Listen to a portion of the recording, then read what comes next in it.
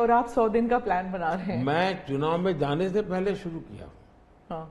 और दरअसल मैंने कैसे किया कि मैं पिछले 2 साल से 2047 को ध्यान में रख के काम करता था, और उसके लिए मैंने देश भर में लोगों के ओपिनियन मांगे, सुझाव मांगे। शायद 15 लाख से अधिक लोगों के मैंने सुझाव लिए हैं कि वो आने वाले 25 साल में हिंदुस्तान को कैसे देखना चाहते हैं। और मैंने सभी यूनिवर्सिटीज़ को कांटेक्ट किया, मैंने अलग अलग एनजीओ को कांटेक्ट किया, संगठनों को, और 15-20 लाख लोग उन्होंने इनपुट दिया।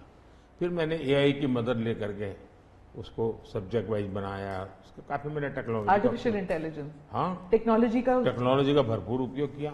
ओके। मैंने हर विभाग में अफसरों की एक डेडिकेटेड टीम बनाई कि भाई इस पर काम कीजिए, कैसे हो सकता है अगले टर्म के लिए, 25 साल के लिए।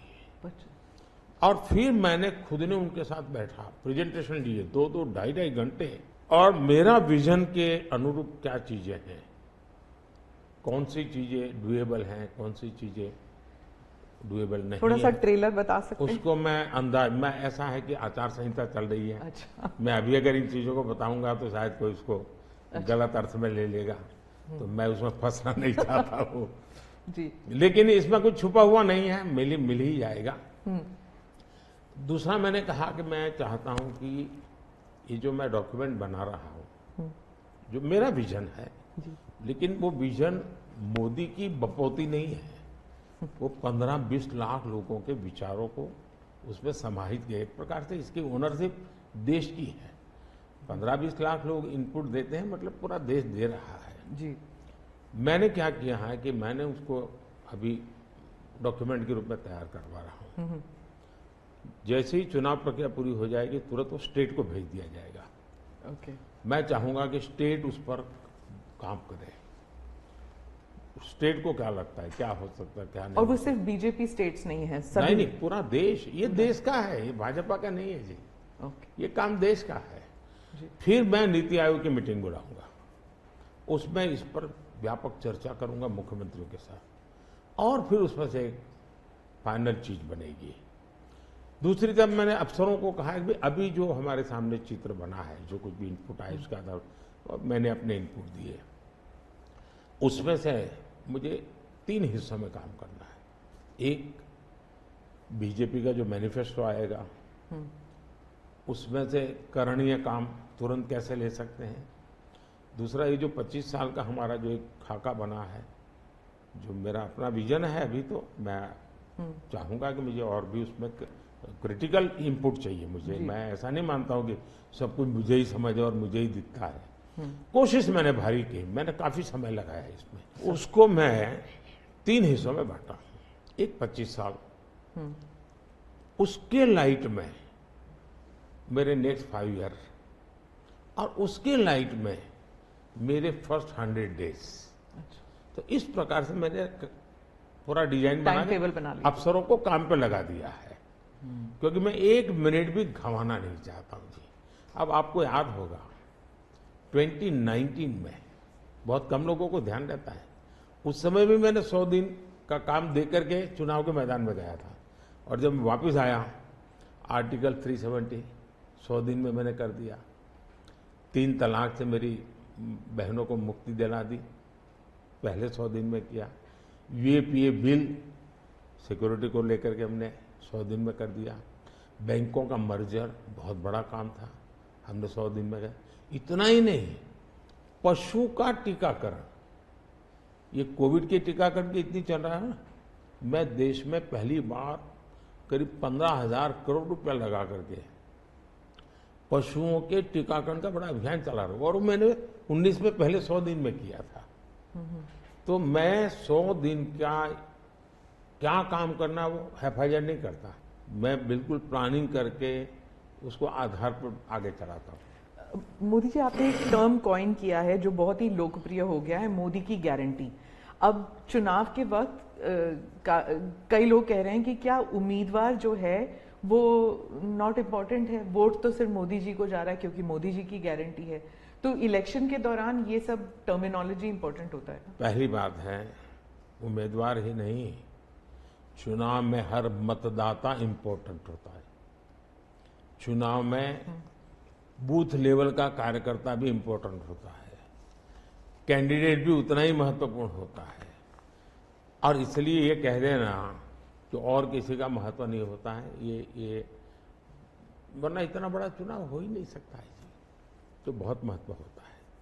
जहां तक गारंटी का सवाल है, आज हमारे यहां दुर्भाग्य से शब्दों के प्रति जो कमिटमेंट होना चाहिए वो एक प्रकार से लग रहा है कि ये तो चलते का नाम गाड़ी, कुछ भी बोल दो, कहीं पर भी बोल दो, कोई जिम्मेवारी नहीं।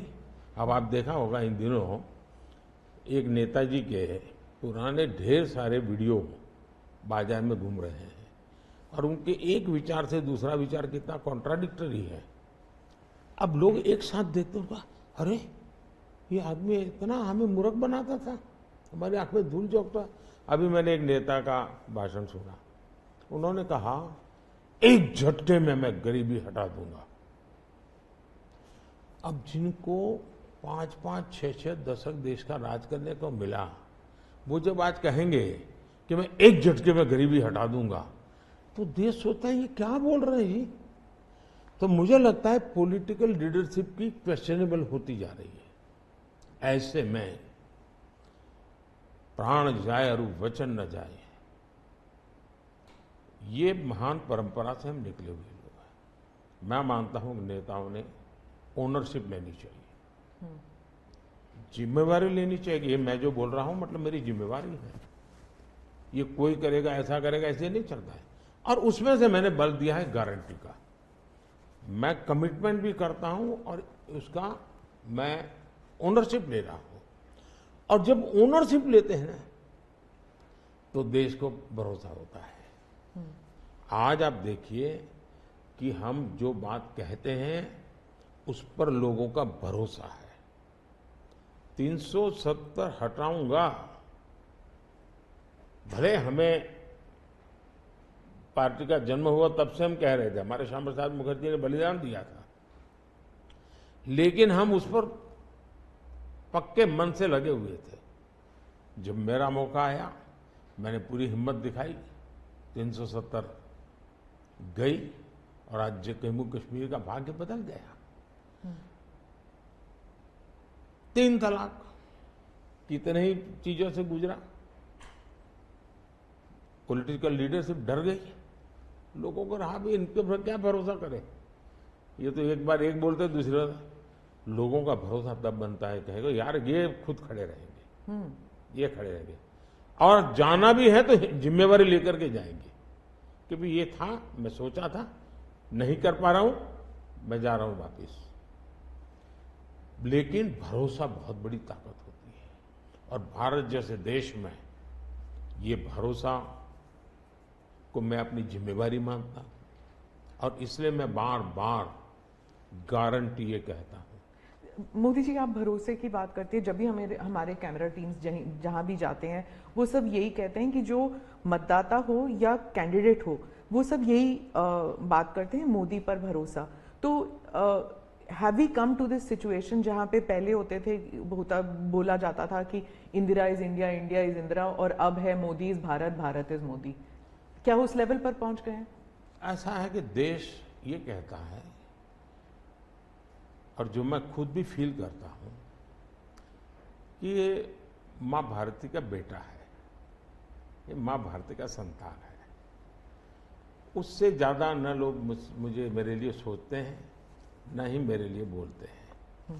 भारत मां का संतान है, मां की सेवा कर रहा है, तो इतना ही बहुत है। मैं राम मंदिर प्राण प्रतिष्ठा की बात करती हूँ। इसको एक राजनीतिक रंग नहीं चढ़ना चाहिए था, लेकिन हो गया है। और जब इलेक्शंस आ गए हैं तो फिर चाहे ऑपोजिशन हो या बीजेपी हो, एक दूसरे पर आरोप लगाते हैं, तुम पापी तुम पापी। कांग्रेस कहती है कि इसका राजनीतिकरण बीजेपी ने किया, इसलिए वो पापी है। बीजेपी कहती है कि न्योता देने के बावजूद आप प्राण प्रतिष्ठा में आए नहीं, इसलिए आप पापी हैं। तो इसे आप कैसे देखते हैं? पहली बात है कि इसका राजनीतिकरण किसने किया और इसको आज की घटनाओं से मत, जब हमारा जन्म भी नहीं हुआ था, हमारी पार्टी पैदा भी नहीं हुई थी, उस समय अदालत में ये मामला निपटाया जा सकता था, समस्या का समाधान हो सकता था। भारत विभाजन हुआ तो विभाजन के समय ये तय कर सकते थे, चलो भाई इतनी इतनी चीजें ऐसा कर लो, वो नहीं किया गया। क्यों? कि एक ऐसा हथियार हाथ में है, जो हथियार वोट बैंक पॉलिटिक्स के लिए मजबूती का एक दांव है, इसलिए उसको पकड़ के रखा गया और बार बार उसको भड़काया गया। अब जब ये अदालत के अंदर मामला चल रहा था, अदालत में अभी जजमेंट ना